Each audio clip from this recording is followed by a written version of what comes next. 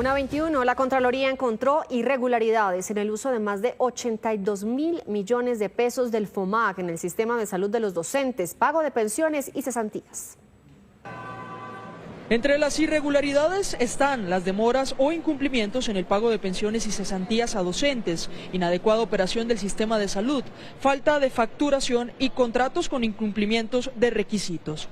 De ese tipo de casos y de ese nivel de negligencia hemos encontrado en algunas situaciones donde se le pagan inclusive a docentes que ya se encuentran muertos. En ese caso tenemos cerca de 8 casos que sumaron como cerca de 170 millones de pesos. Vemos retrasos en la revisión de glosas de medicamentos, es decir, cuando le cobran a FOMAC los operadores medicamentos, FOMAC tiene que revisar si esos medicamentos que va a pagar corresponden a servicios o medicamentos efectivamente entregados. Tienen demoras en hacer esas glosas, que son la revisión de eso que va a pagar.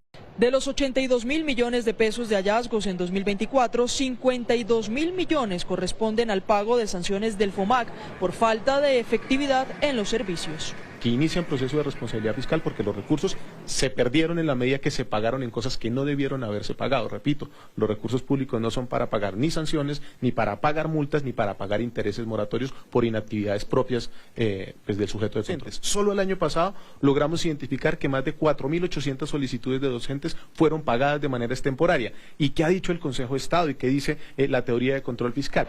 Sobre la presunta celebración de contratos con empresas ficticias e incumplimientos jurídicos en algunos de esos contratos, la Contraloría trasladó los casos a la Fiscalía. Se celebraron contratos por cerca de 648.000 millones de pesos para el nuevo modelo de salud que no tienen actas de inicio para comenzar su ejecución.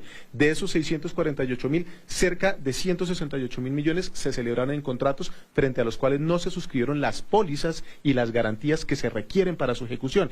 En la revisión del ente de control desde 2023 a la fecha, evalúa posibles irregularidades en el uso de 548.000 millones de pesos.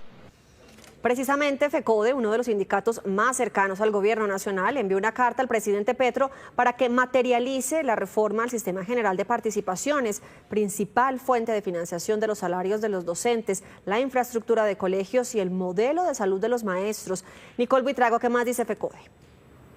Catalina, buenas tardes. El mensaje de FECODE hacia el presidente Gustavo Petro es claro. Necesitan que los recursos del sector oficial de la educación se utilicen precisamente para garantizar los derechos tanto de los estudiantes como de los maestros. Y le quiero leer textualmente lo que dice esta carta. No al despilfarro del dinero ni al favorecimiento de los clanes regionales en nombre de falsas autonomías. Y lo dicen pidiéndole al presidente Petro que ejecute cuanto antes la reforma al Sistema General de Participaciones, principal fuente de financiación del sector oficial en la educación. Dicen que hay varias prioridades, dentro de ellas ampliar la jornada única, incrementar el presupuesto. Y ojo a esto porque también tienen en la lupa mejorar las condiciones en las que se utiliza el presupuesto del modelo de salud. También premisa de este gobierno de Gustavo Petro y que al día de hoy, después de 1 año y medio, sigue registrando enormes falencias para atender a los docentes y a sus familias. Incluso el mismo sindicato, FECODE, en el mes de marzo reportó que tanto el FOMAC como la Fiduprevisora habían dejado vencer cerca de 3.000 contratos con las clínicas y hospitales.